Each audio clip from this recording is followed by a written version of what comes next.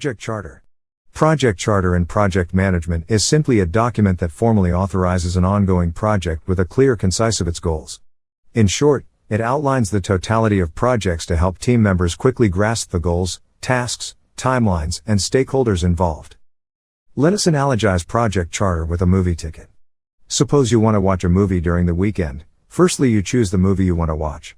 Then you go to the website and purchase the movie tickets. Here, if you notice, the tickets summarize everything you need to know about the movie, its duration, seat numbers, the time of its commencement, ticket price, and the approval for you to watch the movie. In the same manner, the Project Charter, along with a clear, concise of the project goals, also officially announces the commencement of the newly approved project. Therefore, it is not only an essential but a primary deliverable in any project. Since project charters are the gateway to the initiation of the project, and it also helps in the appointment of the project manager, who is responsible for the overall governance of the project. Project charters also guide the project manager with authority to assign resources to various project activities. Now, you must be wondering why one must take the time to create a project charter? There are several benefits. Let us discuss each of these benefits in detail. Benefits of a project charter. Firstly, the project charter gives formal approval to commence the project. It is a very important document to get started with any project. It also creates a common goal and shares the understanding of the entire project for the project manager, team members, and the stakeholders. As we have already discussed, it is also appoints a project manager to lead the project. It is important to identify and summarize the high-level objectives and scope of the project in a project charter. Another key section in the project charter is to define the outcome and deliverables of the project. It must gain interaction and support from the organization by announcing it to the whole organization. This document also ensures that key stakeholders are aware of the project. One of the important points is that it maintains the budget and resources for the project. Finally, it serves as the point of reference for the project team. Develop a project charter. Now that we have a clear idea of what a project charter is, let's discuss how to develop one in detail. To develop a project charter is the process of establishing a formal written document that authorizes the existence of a planned project and provides the designated project manager with legal authority to work with organizational resources to support various project activities. The document that has been curated provides a direct link between the project and the organization's strategic objectives. It also creates a formal record of the project and shows the organizational commitment to the project. This process is performed in the beginning or at predefined points in the project. The project charter establishes a partnership between the performing and requesting organizations, or you could say your stakeholders. In the case of external projects, a formal contract is a clear path to establishing an agreement. But a project charter may still be used to establish internal agreements within an organization to ensure the proper delivery of the project under the contract. As we have already discussed, the approved project charter formally initiates the project. Initially, a suitable project manager is identified and assigned as early as possible, preferably while the project charter is in its nascent stage and always before planning and assigning resources. The project charter can then be developed by the sponsor or the project manager in collaboration with the initiating entity. This collaboration enables the project manager to understand the project's purpose, objectives better, and expected outcomes or deliverables. This clear picture will better allow for efficient resource allocation to various project activities. You must be wondering, except for resource allocation, what other tasks do the project managers take up? The project charter also gives the project manager the authority to plan, execute, and control the project. Let us analogize this situation with the human body. If the entire body is represented as the ongoing project where actions are performed continuously, the project managers can be compared with the human brain.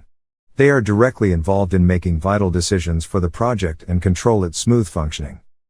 The next question you may ask is who these external entities/organizations that assign projects are. Projects are typically initiated by sponsors, programs, the Project Management Office, PMO, or even a portfolio governing body chairperson or authorized representative. The project initiator or sponsor must be appropriate to procure funding and commit resources to the project. Several factors may have been involved in the initiation of the project. This can be due to internal business needs or external influences. These needs or influences often trigger the creation of a needs analysis, feasibility study, business case, or description of the project situation. So, in short, chartering a project validates the project's alignment to the organization's required strategy and ongoing work. It is also important to note that a project charter is not considered a contract because there is no consideration or money promised or exchanged in its creation. Now that we have answered the questions of how, why, and when, let us get into the intricacies of project charters. Here, we will study the anatomy of a project charter, that is, its elements. Moving ahead, we will discuss the inputs to develop a project charter in detail. There are 3 elements of a project charter: inputs of a project charter, tools and techniques, and outputs of a project charter. First, we will talk about the various inputs of a project charter. Firstly, you will require business documents that could support the project's objectives. The business case and the benefits management plan explain how the project will contribute to the business goals. The business case is a documented study that is used throughout the project life cycle. It lists the objectives and reasons for project initiation. It helps measure the success of the entire project at the end against the project objectives. A needs assessment is a part of the business case and often precedes it. The needs assessment involves understanding business goals, issues, and opportunities and recommending proposals to address them in detail. The results of the needs assessment may be summarized in the business case document. A business case may include but is not limited to documenting the following: business needs, that is, determination of what is prompting the need for action, along with a written statement documenting the business problem, including the outcome to be delivered to the organization. Analysis of the situation, identification of organizational strategies, goals and objectives, risks, success factors, cause of the problem, etc. Recommendation is a formal statement of the recommended option to track in the project. Evaluation is a statement describing the plan for measuring benefits the project will deliver. This should include any ongoing operational aspects of the recommended option beyond initial implementation. Now we will discuss the second source of information for building the business documents: benefits management plan. The project benefits management plan is a document that describes how and when the benefits of the project will be delivered and describes in detail the mechanisms that should be in place to measure those benefits. Now let us understand what a project benefit concerning the ongoing project is. It is defined as an outcome of actions, behaviors, products, services, or results that provide value to the sponsoring organization and the project's intended beneficiaries. Development of the benefits management plan begins early in the project life cycle, wherein the target benefits are to be realized. Now that we know that the benefits management plan describes key elements of the benefits and may include but is not limited to documenting the following: target benefits, strategic alignment, timeframe for realizing benefits, benefits owner, metrics, assumptions, risks. If you want to develop a benefits management plan, you must use the information collected via the business case and needs assessment. By now, you must have an idea about the development and maintenance of the project benefits management plan. However, it is also important to know that it is an iterative activity. This document complements the business case, project charter, and project management plan. And this is why the project manager works with the sponsored organization to ensure that the project charter, project management plan, and benefits management plan remain in alignment throughout the project's life cycle. Now we have discussed the business case in detail, let's talk about the different results that contribute to a business case: market demand. For instance, an automobile manufacturer authorizing a project to build more fuel-efficient cars in response to gasoline shortages. Then moving on, we have organizational needs. For example, an organization might combine staff functions and streamline processes to reduce costs due to high overhead costs. Next is customer request. For example, an electric utility authorizes a project to build a new substation to serve a new industrial park. Then we have technological advancements. For example, an airline authorizing a new project to develop electronic tickets instead of paper tickets. Then we have legal requirements. A paint manufacturer can authorize a project to establish guidelines for handling toxic materials. Moving on, we have ecological impacts. For example, a construction-based company authorizing a project to lessen its environmental impact. Then finally, we have social needs. For instance, an NGO authorizes a project to provide potable water systems and sanitation necessities to communities suffering from cholera. The project charter incorporates the appropriate and necessary information for the project from the business documents. Also, the project manager does not modify the business documents since they are not projected documents. However, the project manager may make recommendations. The next input for the project charter is agreements. As the name suggests, agreements are used to define the initial intentions for the project. So let us talk about agreements in detail. A contract is a mutually binding agreement between the buyer and seller. It is obligated to provide the specified products, services, or results. It also obligates the buyer to compensate the seller and represents a legal relationship subject to remedy in the courts. The major components in an agreement document will vary from each project and may include but are not limited to procurement statement of work or major deliverables, schedule, milestones, or date by which a schedule is required, performance reporting, pricing and payment terms, inspection, quality, and acceptance criteria, warranty and future product support, incentives and penalties, insurance and performance bonds, subordinate subcontractor approvals, general terms and conditions, change request handling, and termination clause and alternative dispute resolution mechanisms. Now that we have discussed agreements in detail, the next question is the various forms of agreements. Agreements can be in the form of contracts, memorandums of understanding, MOUs, service level agreements, SLA, letters of agreement, letters of intent, verbal agreements, emails, or any other kind of written agreement. Moving on to the third input, we have the enterprise environmental factors. There are several factors of enterprise environmental that can directly affect the development process of Project Charter. Some of the factors are government or industry standards, for example, the product standards, quality standards, safety standards, etc. The next factor would be the legal and regulatory requirements and constraints. Also, the marketplace conditions are another important factor. Moving on, we have organizational culture and political climate. The organizational governance framework is also extremely important. For example, we will have to find a structured way to provide control, direction, and coordination through people, policies, and processes to meet goals. And the stakeholders' expectations and risk thresholds are other big factors that cannot be obscured.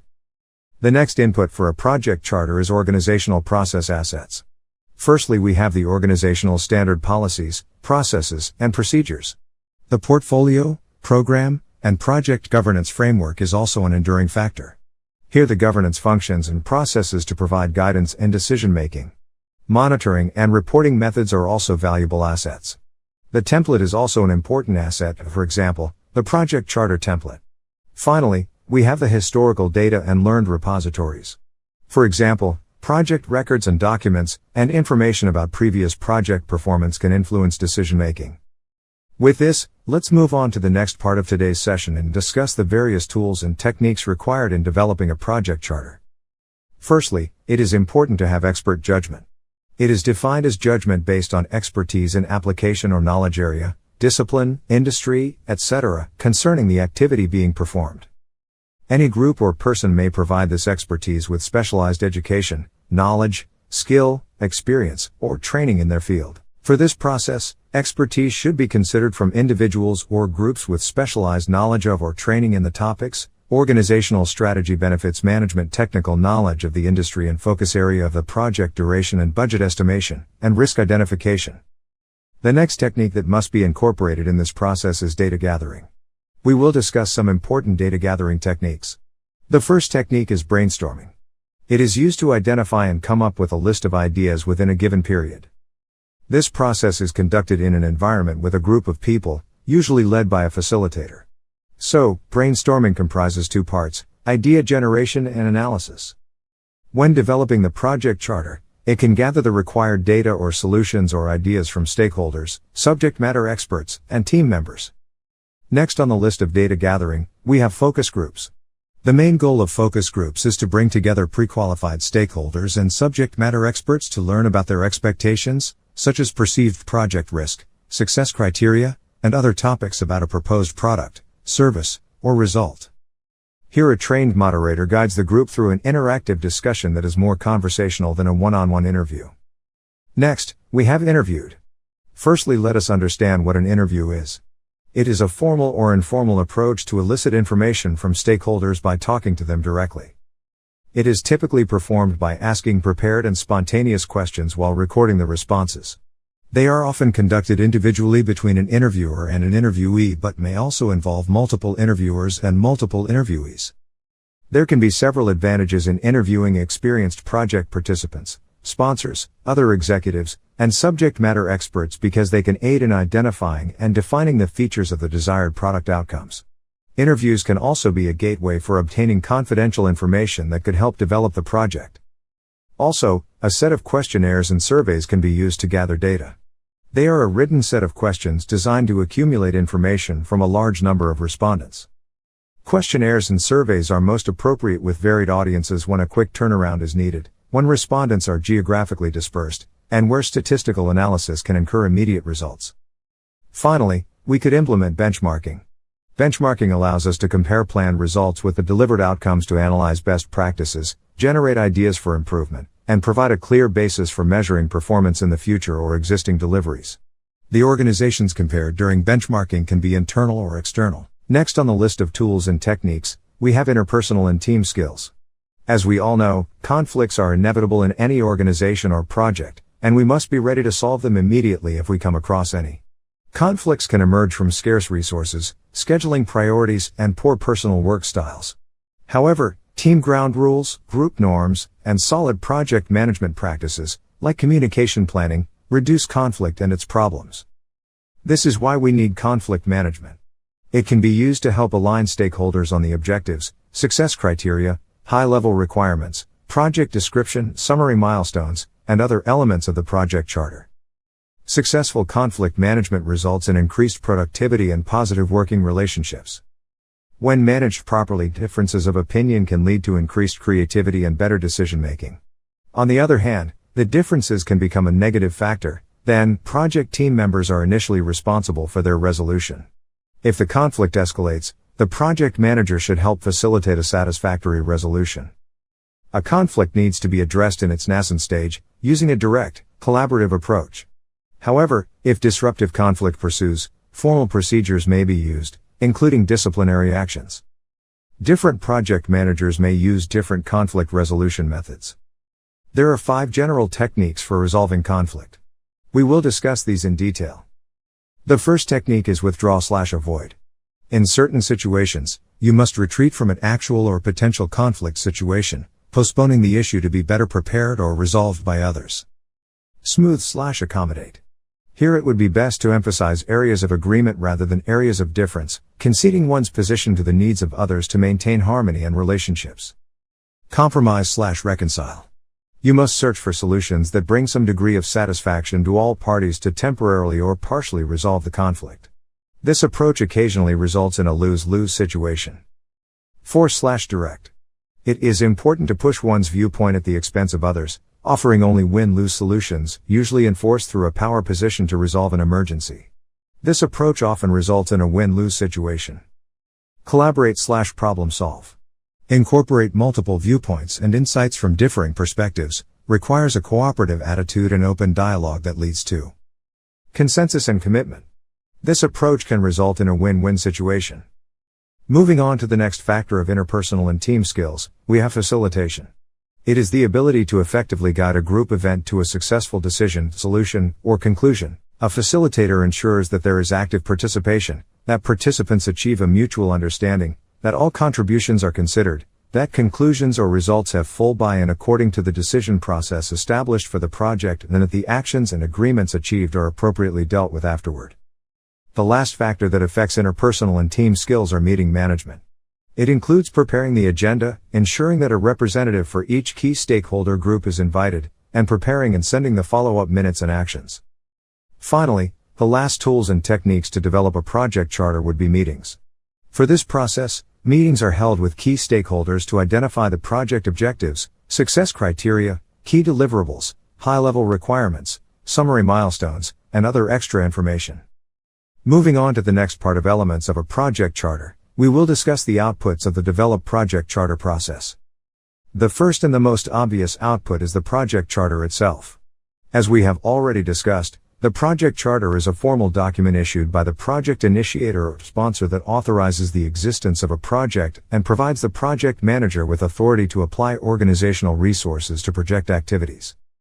It documents high-level information of the project and its product, service, or result, like the project purpose, measurable project objectives and related success criteria, high-level requirements, high-level project description, boundaries, and key deliverables, overall project risk, summary milestone schedule, Pre-approved financial resources. Key stakeholder list. Project approval requirements that are what constitutes project success, who decides the project is successful, and who signs off on the project. Project exit criteria are what are the conditions to be met to close or to cancel the project or phase. Assigned project manager, responsibility, and authority level, and name and authority of the sponsor or other persons authorizing the project charter. At a concise level, the project charter ensures a common understanding by the stakeholders of the key deliverables, milestones, and the roles and responsibilities of everyone involved in the project.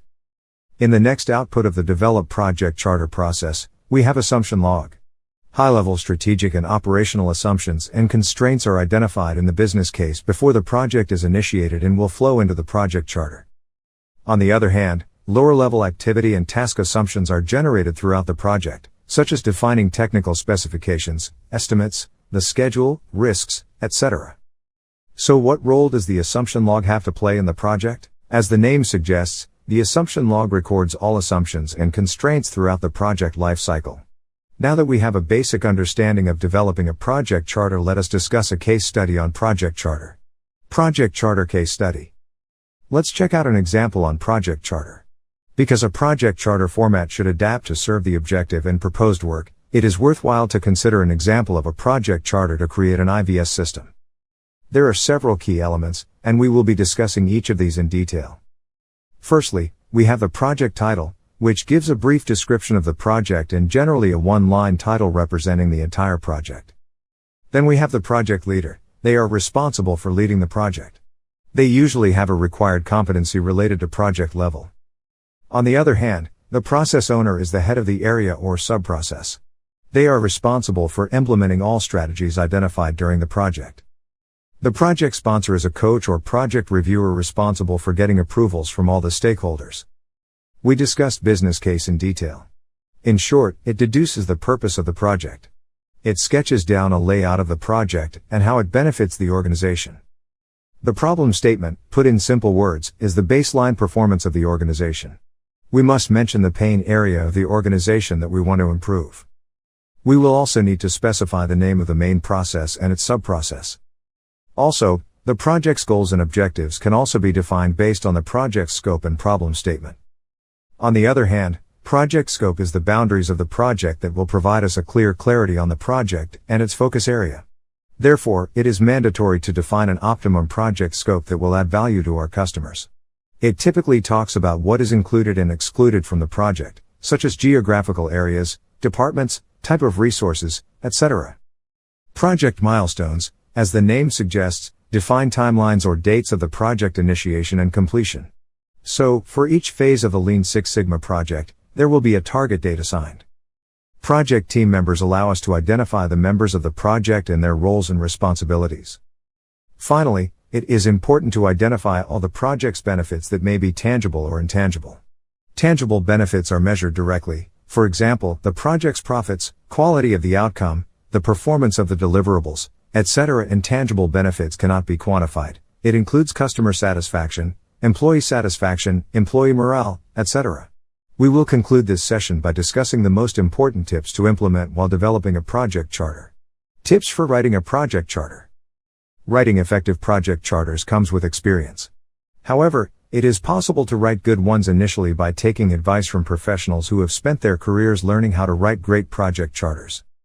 The first and the most important tip is to keep it brief. Try to keep the project charter simple and brief.